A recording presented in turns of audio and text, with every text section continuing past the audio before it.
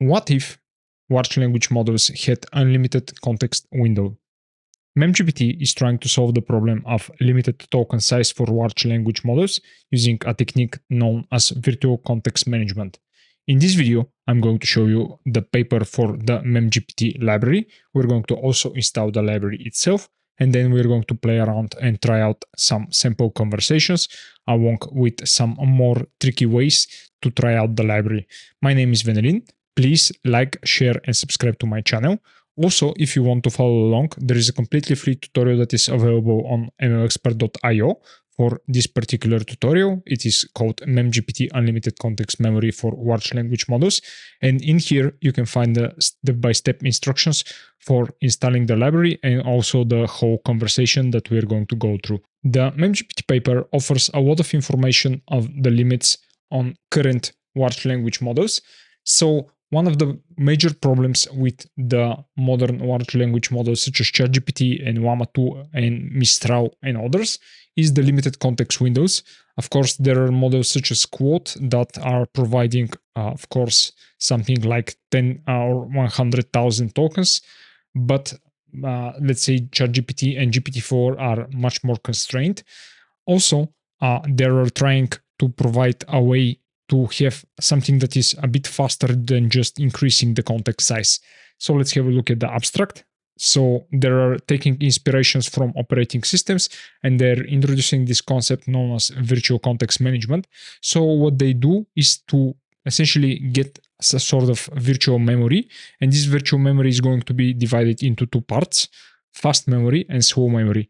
So the fast memory is going to be the context window of the large language model, and the slow memory, which you can think as a hard drive, it is going to be used as an external database. So for example, a vector database or a regular database. And this is going to be also used where you are having conversations with your large language models. So the authors are describing two main use cases of this new approach to having virtual context management for large language models. They are trying to analyze very large documents, which is probably one of the more important use cases of modern large language models. And then they are talking about conversational agents that remember along a very long conversations.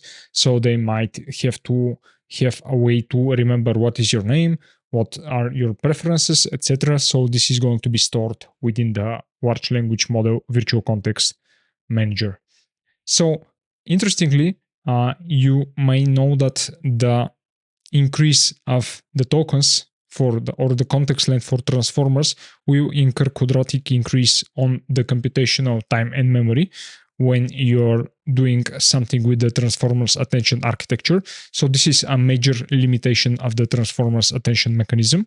At least this is the naive way to try to solve the problem of limited context windows. And the second point of the authors is that one context model struggle to utilize additional context effectively.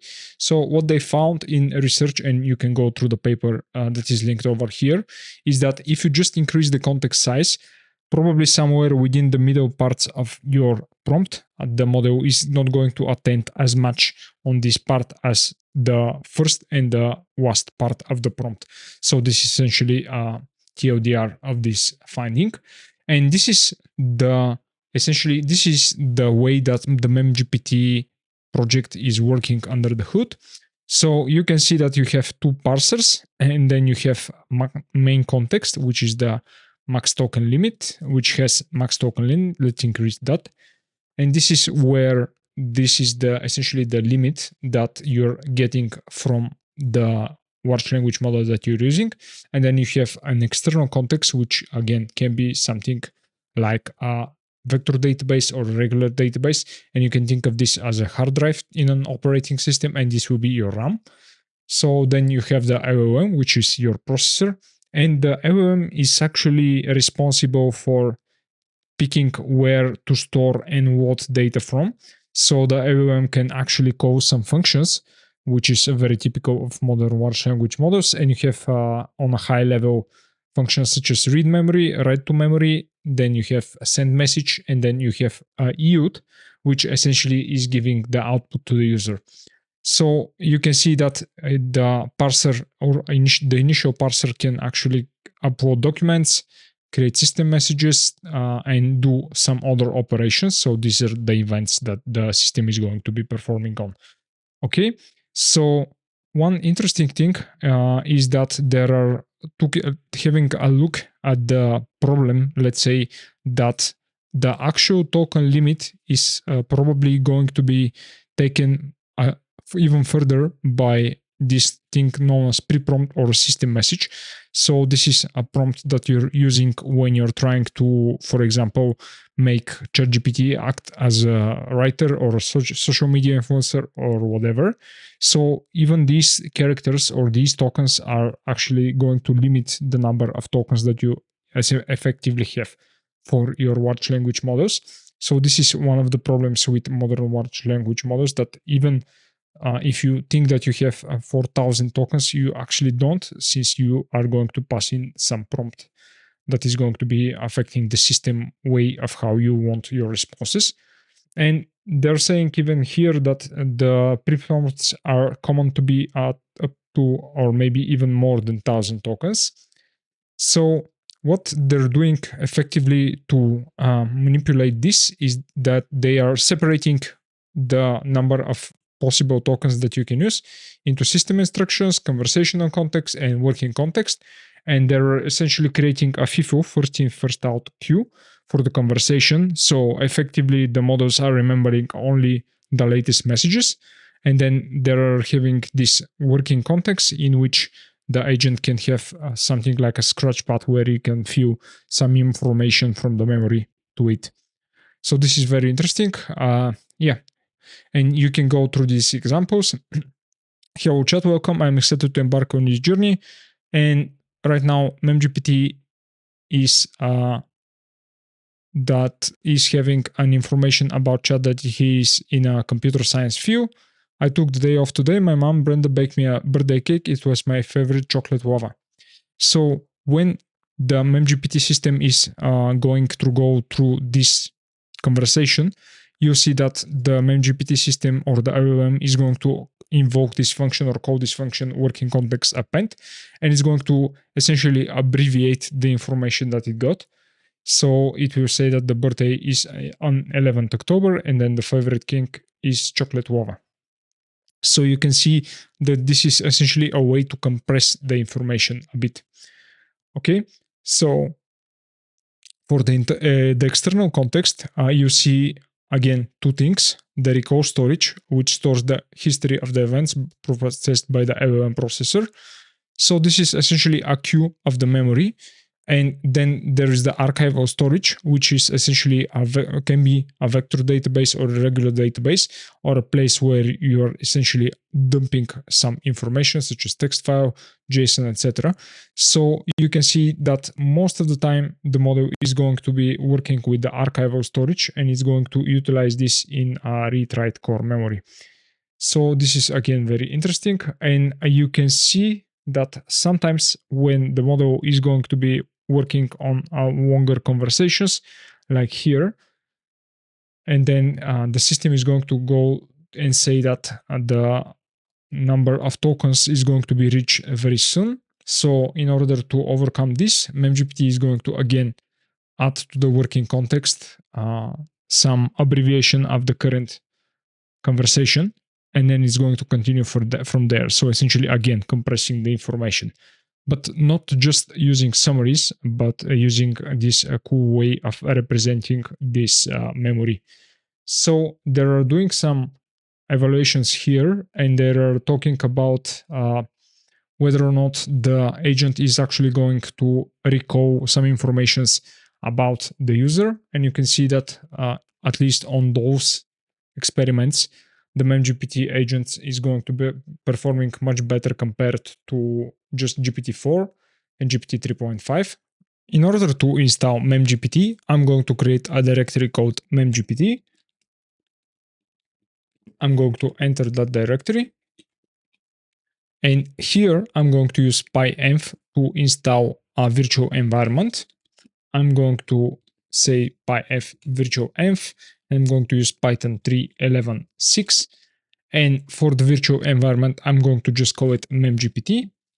So this will go ahead and install this virtual environment using this Python version. And after this is complete, I'm going to assign the local directory to this virtual environment. And just let me check that this is indeed the correct version right now. Okay, so as you can see, we have the correct Python version. The first thing that I like to do is to upgrade the pip version. So I have the latest version of the package manager for Python when I run the new virtual environment. And after this is complete, I'm going to install the PyMemGPT library. So this will go ahead and install the complete library that we're going to use in order to run the MemGPT project. After the installation is complete, we need to add your OpenAI key, and you're going to use something like this: export OpenAI key, and then your OpenAI key after this. After the API key is set, we can just run MemGPT, and this will load the application. So the first thing that you need to do is to choose your model. In our case, I'm going to use GPT-4. And then we are provided with a selection of persona. So in our case, I'm going to use some. And in a bit, I'm going to show you how you can create your own personas. And then I'm going to use a basic user. For the basic user, the MemGPT project is going to know just that the first name of the user is chat. And I don't want to pre-load anything within the memory. And this will actually send the first request for the message to MemGPT. So this will go ahead and call the OpenAI API. And the bot says, "Hello chat, it's wonderful to meet you for the first time. Let's dive into the realm of conversation, shall we?" So I'm going to say that actually my name is not chat. I'm not chat. My name is Velin. And let's see what the bot does for us. And it says that it is updating the memory with core memory replace. And it says, "My sincerest apologies, Velin. A little mix up on my part. How are you feeling today?" Okay. So let's just ignore the question. And I'm going to say that I'm interested in large language models, LLMs. Do you know which one are the best? Let's see what ChatGPT or GPT-4 thinks about that.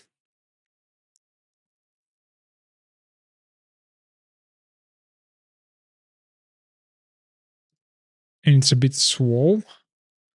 Large language models such as fascinating area. GPT-3, BERT, and Turing Energy. So these are quite old models. So let's say that I'm mostly interested in open source LLMs. And I'm going to ask, let's say that I like them because of their privacy first approach. Which open source LLMs are the best?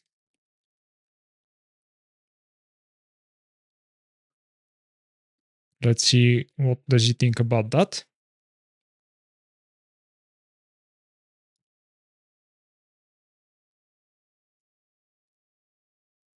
Okay, so it says that open source models have their own charm. Some commendable ones include GPT-2 and the Transformers library, Distilbert, Roberta, etc. So I'm going to say that these are pretty old, and I want this to store something about Llama 2.0. That's old information. Please store in your memory that some of the best open source models are Llama 2 by Meta AI. Let's see what it does for this. So it's calling the function core memory append, which is good. Let's see what is going to append. Thank you, Menelin. I now stored that Llama 2 by Meta is among the best open source large language models. Okay. So let's actually try to save this. I'm going to use this command and then I'm going to exit. So now if I run MemGPT again,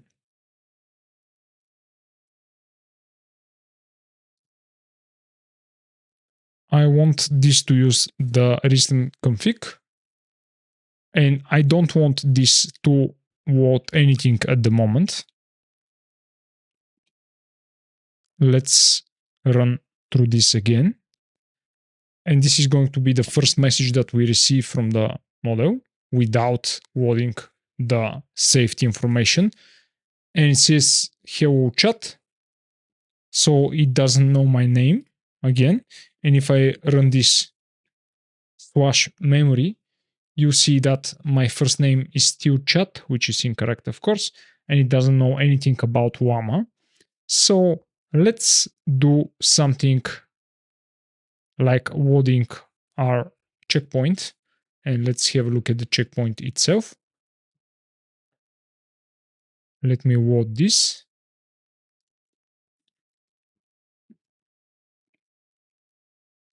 And let's now go through the memory again. So this now knows that my first name is Vanillin, and it has appended that some of the best open source LLMs include Llama 2 by Meta AI. And you see that we have a lot of more messages, etc. So this effectively created a memory load. So let's ask again, what is my name? What am I interested in? Let's see. Your name is Venrin, and you've shown considerable interest in large language models, specifically those that are open source like Llama 2 by Meta AI. One very interesting feature of the MemGPT library is the creation of personas and humans. So in order to show you how I'm going to do that, I'm going to exit here, and I'm going to also enter the MemGPT directory. So here you can see that we have these configs, these humans, personas, and then the saved state. So these are pretty much self-explanatory. And I'm going to enter personas. And since this is at the moment empty, I'm going to create a file called, let me see, Karen.txt. And here I'm going to enter a persona. And this is the persona. It's going to be available within the text tutorial. So I'm going to save this file, and I'm going to go to humans. And for the humans, I'm going to create another text file, which I'm going to call Achilles. And let me just paste in this here. So this is the user Achilles. He's a male, he's a Greek, he's a Stoic warrior, and this is his interests. So let's see if we can get a conversation between Achilles and the Kieran. So I'm going to just rerun MemGPT. And this time around, I'm not going to load the config file. So I'm going to create a new configuration right here.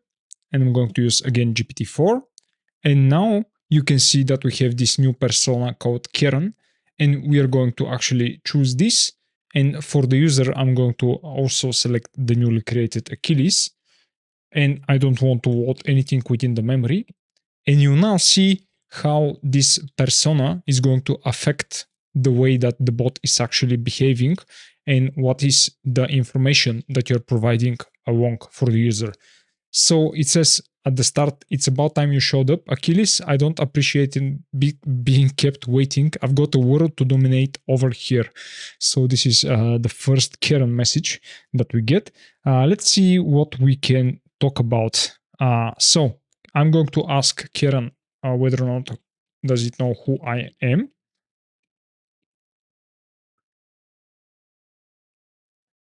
What a question. You obviously you're Achilles, a stoic warrior, also into motorcycles, and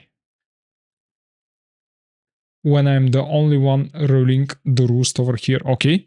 Let's say again that the bot is actually wrong. I am not Achilles. My name is Vanillin. Let's see what we get from the bot and whether or not it's going to create a change in the memory. Yes, he's not Achilles, he's Vanillin. Let's collect that. It's okay, Karen. Not everything has to go your way.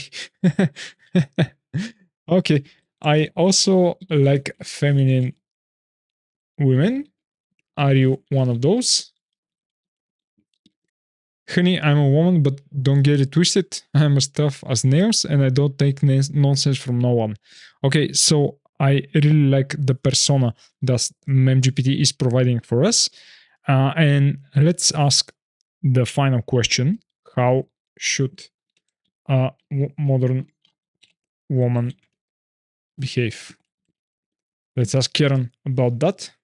I mean, this personification of this MemGPT looks like it's a great way to add some character to your GPT-4 projects. Oh, darling, a modern woman doesn't behave according to anyone's rules but her own. She's independent, headstrong, and won't let anyone dictate her dreams. But most importantly, she speaks up for herself and nobody walking all over us anymore, Vanillin. Okay, so this is the Karen bot that we got. And yeah, I would say that the MemGPT project is working very well. And you can see that the chat that we got with the Kieran and then the original bot was really interesting, and the bot is actually performing the operations just as the authors has described. So this is it for this video, guys. MemGPT allows you to overcome the problem of the context window size, and it allows you to have very fun conversations, including some personas and then some user information on your own. Of course, the but part of it is that it is still running great only with GPT-4. Even GPT 3.5 is not perfect since function calling doesn't work that well, at least according to the authors. For simple cases, it works all right. I've tested it. But also, when we are talking about GPT-4, you know that the cost might be a lot. So in our case, I'm going to be interested in whether or not this library can be used with open large language models. And if you want to see tutorials on that, please let me down in the comments down below. Please like, share, and subscribe. Also, join the Discord channel that I'm going to add a link to down below. And I'll see you in the next one. Bye.